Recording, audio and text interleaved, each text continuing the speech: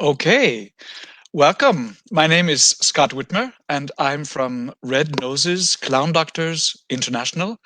And I am here with my guest today, Magdalena Schamberger, who is a creative collaborator, a theater director, and honorary professor at the School of Nursing at Queen Margaret University at Edinburgh. And today's topic of discussion is clowning and dementia. Magdalena, welcome. Welcome. Thank you very much for having me, Scott. It is our pleasure. Magdalena, I'd like to start with just a brief question. How did you get interested in dementia? I think coming from a small town and big family in Austria, where many generations lived together in one house, I've always been very fond of older people. So I've always wanted to work with older people. And to be honest, I was just curious about dementia. I was asked to look at working with people living with dementia, and I was curious enough to let myself in, and I just found the most interesting personalities when you looked beyond the illness at the person, and I've fallen in love with them. Right. Now, what happens when you put on a red nose and you're looking at the person behind the illness as a clown? Well, I think firstly, the red nose is really the shortcut to the person. It's the same with children, but in terms of the person with dementia, person who's had life experience, you create an immediate connection, an immediate friendship, an immediate familiarity. And the red nose is not just easier to be seen for a person living with dementia because it's also they're often older and have problems with eyesight and so forth. But it's also an abstract concept on which they can kind of portray anything they want. So there's a huge amount of freedom with that. Okay. And the clown per se is because he lives in the here and now. He's the best friend of a person with dementia. Human beings are time travelers. They like to go back in history and they like to make plans to go forward. However, for people living with dementia, they often no longer can do that. So the gift of being present in the here and now and to share the vulnerability of not knowing are the biggest gifts of a clown to a person with dementia.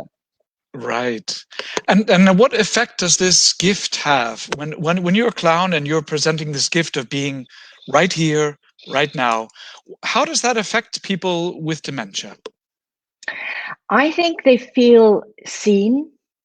I think they feel understood.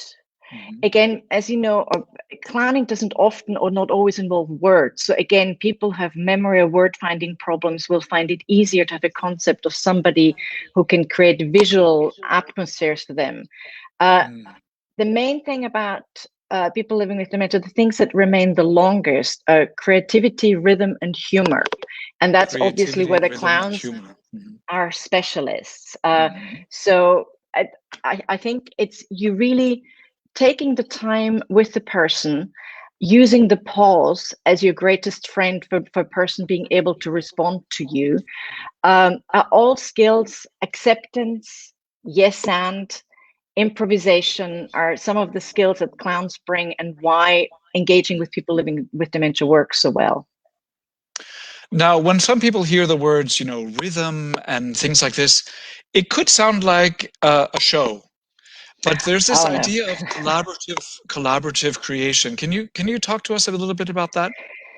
Yeah, I think the important thing, and this is kind of my understanding, what most healthcare clowns do, that you do not do a show. You actually take the person as a starting point, and you start collaborating and co-creating with them. Which means that although you may have had an idea, you may have had a plan, you will abandon the plan for the person that you're engaging with, and you will take them in the particular moment that they're in, with the particular needs that they have, in the particular surrounding that they have.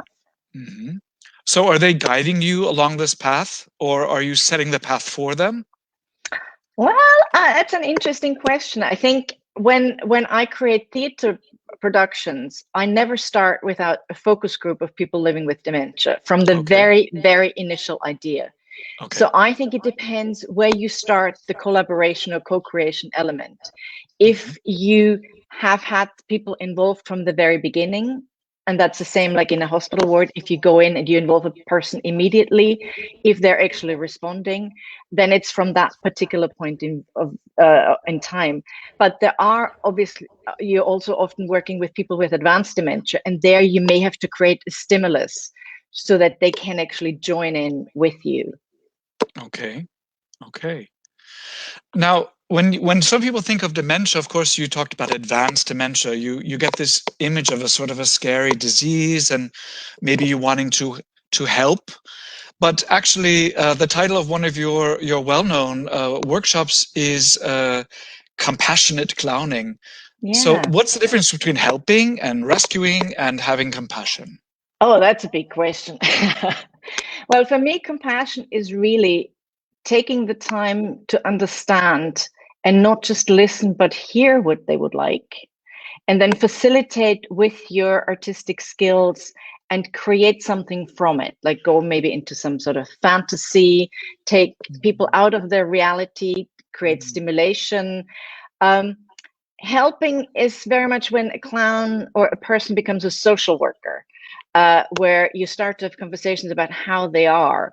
So I still think that clowning and compassionate clowning is an abstract thing. A lot of people living with dementia find abstractness actually quite freeing.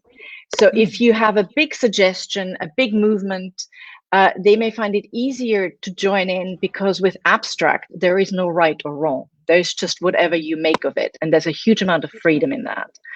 And just because you said, so I've worked with people with advanced dementia for over 20 years, more recently also with people in the earlier stages who are part of my BOLD program, which is bringing out leaders in dementia, which really has a group of different people, including those with an early diagnosis, who are very, very capable and who still want to contribute to life. And I think this is also what you want to talk about, even with people with advanced dementia. There is always an agency. People want to be seen, they want to contribute. So if you can facilitate that as a clown, and I think that you can do because you have general acceptance for everything as a clown, I think you can give this again as a huge gift. A gift of giving and receiving, which is the smallest exchange between two human beings. Giving and receiving, that sounds a little bit like a relationship. Would you say that it's important to build relationships with people living with dementia?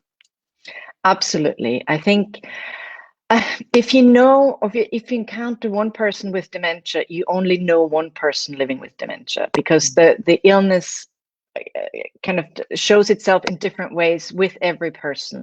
It's not just the personality and the life experience, but it's also which part of the brain dies really, and which other parts of the brain take over. So you really need to get to know a person, to know who they are, not just in terms of personality and interest, but also where they are, be it early stages, mid to advanced stages, or also what are their likes and dislikes and what are their abilities and capabilities. Because I think, again, the main thing for a clown is, as a clown artist, you will not focus on what does not function anymore, but you will focus on what capacities there still are and with which you can engage. Okay. Interesting. You talked earlier about some sort of skills that clown artists need to bring or that are rewarding in this context of working with people with dementia. Can you tell some of our interested audience members who may be clowns themselves or have to do with clowns? What about the clown character? What type of clown character do you think is suitable for approaching someone with dementia? And do you think that this clown character should be consistent over a length of time, or is it good to sort of change all the time?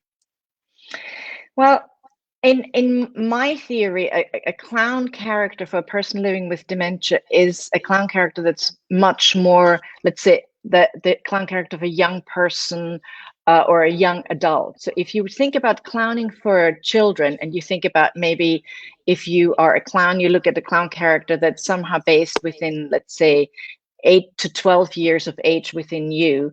The clown characters for people living with dementia would be somewhere between, let's say, 17 and 24, where you've already loved and lost. You still are the person, if you fail, you will pick up and you've got the optimism to go out into the world, but you have some life experience. And I think it's the life experience of your clown character that connects with the life experience of the person living with dementia. Plus, it's the staff and the relatives that look at you and they see that you respect the person and that you're really on the same level rather than feeling that you're belittling them. And in terms of costumes, I think you need to be dressed up for special occasions. You need to dress beautifully, and not just funny. I think sometimes funny doesn't go very far. I think beauty is well underrated within hospitals. Well, that sounds tough for some of us. You're doing swell, Scott. You're all fine. But tell me now, we've talked a lot about sort of the individual, the individual clown, the individual clown artist, and what types of character or skills and approaches. But what about the two clowns working together? What would you advise them as a couple? Well, what I can tell you, so I'm also former artistic director of Hearts and Minds in Scotland, in Edinburgh. It's still a fantastic organization that keeps delivering elderflowers projects and programs across Scotland. And the way the project was shaped was that everybody in the elderflowers family are brothers and sisters. So it's a very useful relationship, as in, let's say if you come in as a woman and you come in with a different man every week, it gets confusing for people. It gets confusing as to, is this a different husband? Is this a different lover? If everybody's a brother or sister, it's very easy. So I think if you have some sort of relationship that you play on, you can almost play on it like a telenovela. So if your decision within a location is to be a family, or if your decision is to be a couple, each works. But I think if you have something that is familiar to people, because they look for familiarity, and something like relationships are innate to people. So even if they've forgotten who they are within their family, they will always look for family, and they will always look for a relationship. I've had the experience of people with dementia will mistake me for some other member of their own family. What would you recommend in this situation? How do you approach that? Do you give up on your sort of definition of who you are as a clown and adopt that offer and take it on? I would usually accept the offer that is given from a person living with dementia. It's that you're still, whatever Scott, whatever your clown character is. Right. But I think the main approach is, like all improvisation, yes, or as Angela de Castro would say, why not? So why not be the brother? Maybe not. I'm not sure. Are you sure who you are as a clown always? Or is there always a why anyway? I think we're able to become part of their reality. And again, one of the things that I usually say in my compassionate clowning workshops is that I believe that we are really on a bridge with people living with dementia, and often staff and family are trying to pull them back into the here and now, and we can go with them into the fantasy, into something that's more beautiful and more stimulating than the place they might well be sitting day in and day out. Okay. So going back to this idea of being beautiful or presenting something beautiful, do you think it's also useful to use objects? Absolutely. And again, I would recommend to have some abstract objects that are not quite clear what they are, because they can be used as anything. I also love objects that are broken, so that people can look at them and say, and can try and fix them. Let's say bicycle pump, and that doesn't quite work, or something. Also, particular attention, I think, for objects that are useful for men. Very, very often we have all these fluffy, nice things, but something that's made out of metal, that's got a different feel. Because again, aside from what we talked about before, also emotional and sensory memory remains. So that's particularly important. Yeah. Now, dementia is really sort of growing in importance and growing in awareness. People are becoming more and more aware of the need to to respond to this disease. And the European Union is also trying to support efforts in this direction. Are you involved with any projects in this direction? Absolutely. I'm super delighted to be teaching at the ISH in Vienna, my compassionate clowning workshop, as part of the Clown Nexus project, which is funded by the European Union. I also believe that part of the Healthcare International Clown meeting, which unfortunately has been postponed till next April, has also been given to Clown Nexus. So I'm a little bit involved, but it sounds like a fantastic new big project, and I'm looking forward to seeing where it all goes. Talking about seeing where it all goes, Magdalena, tell us about how people can learn more about you. Where can they find out more about what you do and who you are? Well, it's usually very easy. I'm usually, what you see is what you get. So if you Google www.magdalenaschamberger.com, which is just my name, you will come to my website. Some of the other projects that I'm involved in is I run some training, which is called Artful Minds, which is training for artists of all art forms. I run compassionate clowning training across the globe. I'm part of a project called Bold, Bringing Out Leaders in Dementia, which is really a social leadership project using creative means to amplify the voices of people who want to change things within the dementia world, which includes people with early onset dementia, as well as families, carers, artists, and so forth. And last but not least, my two theatre projects, one Curious Shoes, which was inspired by people with advanced dementia in healthcare units, and one In the Light of Day, which actually saw the light of day at the beginning of July here in Edinburgh. It was all about hands and gloves and beauty in times of PPE. And we managed to have two performances. It was a research and development, which will continue next year. But there you go. That's me in short. Wow. I'm so excited to get online and go to magdalenaschamberger.com and learn more. Thank you very much for this conversation, Magdalena. It has been my privilege and a joy to talk to you.